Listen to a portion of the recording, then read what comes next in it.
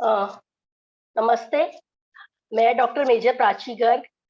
27 मार्च का दिन है। हम लोग आज कल डिस्कस कर रहे हैं हर संडे एबीसीडी से लेकर ए टू जेड ऑफ वेलनेस।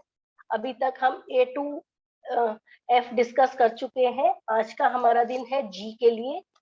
तो जी जो लेटर है वो हमारी जिंदगी में हमारी वेलनेस को कैसे अफेक्ट कर सकता है। मेरे पास कुछ पॉइंट्स बने हैं, मैं उनको आप लोगों के सामने शेयर कर रही हूँ। जी फॉर हमारे पास होता है गोल।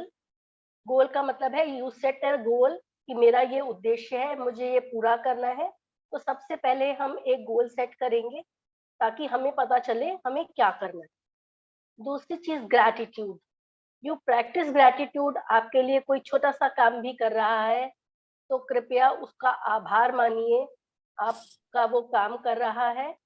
क्योंकि हमारे को गीता जी में हमने यही सीखा है कि प्रकृति में जो है कण कण में ईश्वर का वास है। तो हम उसके से उसका आभार व्यक्त करके हम ईश्वर का आभार कर रहे हैं। तो इसका मैं बोलती हूँ आभार आप मानिए कि हम लोग जो है ईश्वर को धन्यवाद दे रहे हैं ग्रैटिट्यूड को व्यक्त करके। इसके बाद में हमारे पास आता है ग्लूकोज लेवल्स। हमारे जो फास्टिंग ग्लूकोज लेवल्स होते हैं वो हमारे पास 80 से कम होने चाहिए नॉर्मल पर्सन में। और अगर कोई डायबिटिक पेशेंट है तो हम उसको 90 से 110 तक रखते हैं कि इतना हमारा टारगेट रहता है। जैसे हमने बोला कि हमारा टारगेट यही है। उसके बाद में हमारे पास आता है गेन। तो मैं बोलती हूँ every gain is not good. अगर आपके पास नॉलेज का गेन हो रहा है तो बहुत अच्छा है। आपके पास धन संपदा का गेन हो रहा है तो अच्छा है। धन संपदा हमारे पास हमेशा नहीं टिकती, पर हमारी जो नॉलेज होती है हमेशा टिकी रहती है। इसके बाद में हमारे पास यश का अगर गेन हो रहा है, यश का गेन हमारे पास गुड है। क्योंकि यश भी हमारे पास ऐसा होता है उसका नाश नहीं होता। अपयश तो हो सकता है, बट यश का गेन हमारे लिए बहुत अच्छा है। वेट का गेन हमारे लिए बिल्कुल भी अच्छा नहीं है। इसके अलावा अगर हमारे किडनी फंक्शंस में क्रिएटिनिन बढ़ रहा है, डायबिटीज है, आपके ब्लड शुगर लेवल्स, आपके ब्लड ग्लूकोज लेवल्स बढ़ रहे हैं तो वो ठीक नहीं है। आपके अगर जो है हाइपरटेंशन है तो अगर बीपी बढ़ रहा है तो वो गुड नहीं है। तो इसलिए मैंने बोला आपको every gain is not good. और इसके बाद में हम डिस्कस करेंगे green. Go green. Go green का मतलब है आप एनवायरमेंट फ्रेंडली होइए, आप एनवायरमेंट के हिसाब से काम कीजिए। जैसे मैं अभी लाइट में बैठी हूँ, this is not at all environment friendly. आप डे लाइट में बैठिए, आप कुछ देर के लिए इलेक्ट्रॉनिक डिवाइसेस को ना यूज कीजिए। और अगर आपको कोई कम्युनिकेशन करना है तो या तो टेलीफोनिकली कीजिए, या फिर हम पेपर का इस्तेमाल ना करके हम ईमेल का इस्तेमाल कर सकते हैं। और अगर हम पेपर का इस्तेमाल कर रहे हैं तो पेपर को रीयूज कर सकते हैं कि एक पेपर को कई बार यूज करें। जैसे मुझे याद है जब मैं बचपन में थे तो मेरे मामा जी, मतलब जब मैं स्कूल्स में पढ़ती थी, मेरे मामा जी रेडियोलॉजिस्ट थे, is no more now. And उनके जो एक्सरे के पेपर्स होते थे वो मैं लेकर आ जाती थी, उनसे एक रफ पेपर बनाती थी। रफ कॉपी को, उस पेपर को 3 बार यूज करती थी, एक ही पेपर, पहले पेंसिल से, फिर ब्लू इंक से और फिर रेड इंक से। तो मुझे नहीं पता था ये गो ग्रीन होता है उस समय, क्योंकि गो ग्रीन का कोई प्रचलन नहीं था। बट गो ग्रीन का मतलब है आप पेपर का रिसाइकिल करिए, रीयूज करिए। उस पेपर से अगर मान लीजिए आप क्या कहते हैं कोई पेपर बैग बना सकते हैं तो आप उसका इस्तेमाल करिए। और रद्दी को इस तरीके से बर्बाद मत कीजिए। या तो कोई एनजीओ होते हैं जो पेपर को रिसाइकिल करते हैं, या उन्हें दे दीजिए या रद्दी को बेच दीजिए। इसके अलावा जो है हम बुक्स को भी जैसे हमारे बचपन में हम लोग एक ही बुक को कई सारे बच्चे भाई बहन मिलकर पढ़ते थे, तो आप बुक को डोनेट कर सकते हैं ताकि नीडी बच्चों के लिए वो काम आ जाए। और क्या कहते हैं ये इस तरीका का गो ग्रीन है। पेपर जो प्लास्टिक का यूज कम से कम करें, अपने साथ में कपड़े के बैग को कैरी करें ताकि हमें प्लास्टिक का इस्तेमाल कम करना पड़े। और इसके बाद में हमने गो ग्रीन के बाद में हम इस करेंगे कि ग्लोकोमा। अगर आपको ग्लोकोमा की शिकायत है तो आप ध्यान रखें, आपका ट्रीटमेंट बंद ना करें, क्योंकि ग्लोकोमा में क्या होता है, हमारे आईज का प्रेशर बन जाता है, जिसकी वजह से हमें हेडेक्स हो सकते हैं, हमें विजन में डिस्टरबेंस आ सकती है कि ठीक से दिख नहीं रहा, या हमारी रेड आई हो रही है। इसके अलावा आई पेन हो सकते हैं। और कभी-कभी अगर आपकी ऑप्टिक नर्व, क्योंकि ये ऑप्टिक नर्व एक नर्व होती है जो आँख को ब्रेन से कनेक्ट करती है, इसमें ये जब नर्व के डैमेज होने से ब्लाइंडनेस होने का खतरा होता है, और इसके लिए कोई भी ट्रीटमेंट हमारे पास नहीं है।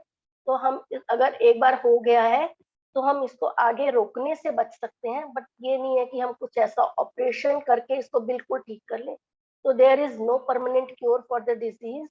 तो आप ब्लाइंडनेस से बचें अगर आपको ग्लोकोमा है, और अगर किसी के घर में ग्लोकोमा की हिस्ट्री है, तो वो बीच-बीच में अपने आई के प्रेशर को चेक कराते रहें, अपने डॉक्टर से बात करके।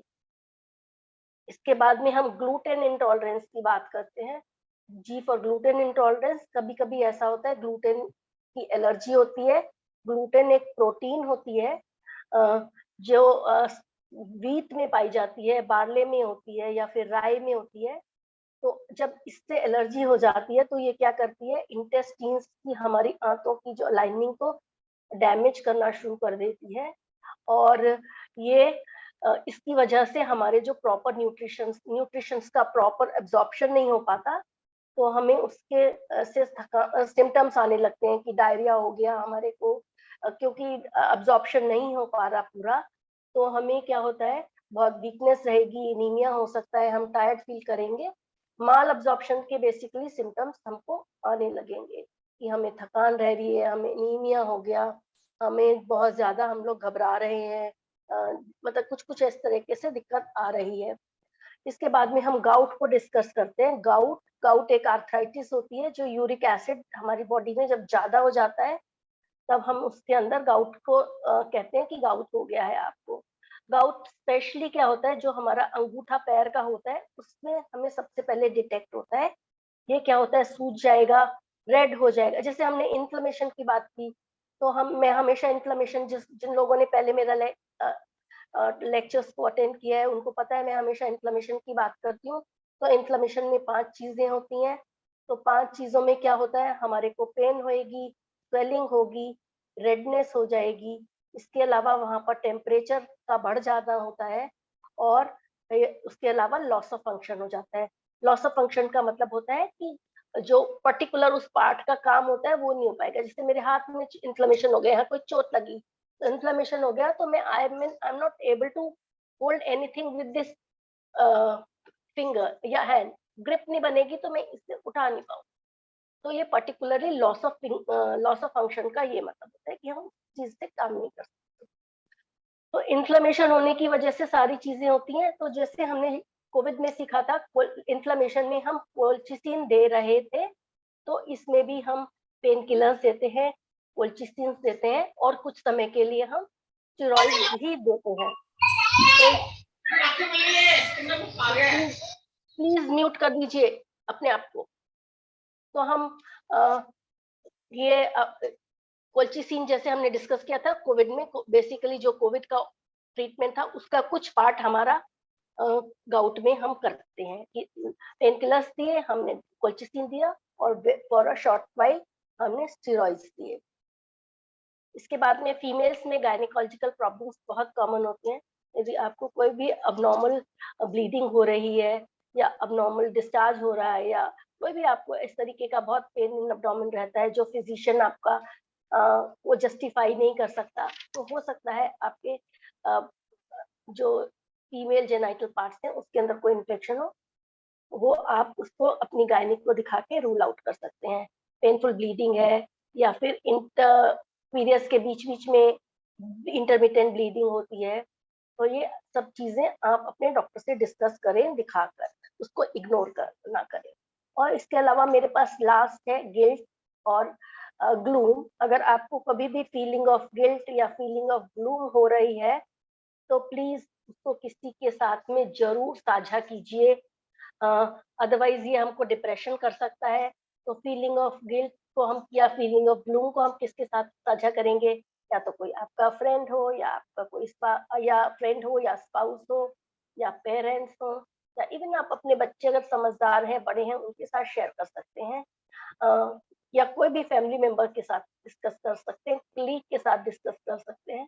अगर ऐसा आपको लगता है कोई भी व्यक्ति नहीं है, तो आप अपने डॉक्टर के साथ में ज़रूर डिस्कस कीजिए कि मेरे को इस तरीके से हो रहा है, कुछ ये अबनॉर्मल तो नहीं है। तो ये मेरे पास आज के लिए जी था। आज मुझे लगता है ये आप लोगों को पसंद आया होगा। इसके बाद में हम क्वेश्चन आंसर सेशन को रख सकते हैं।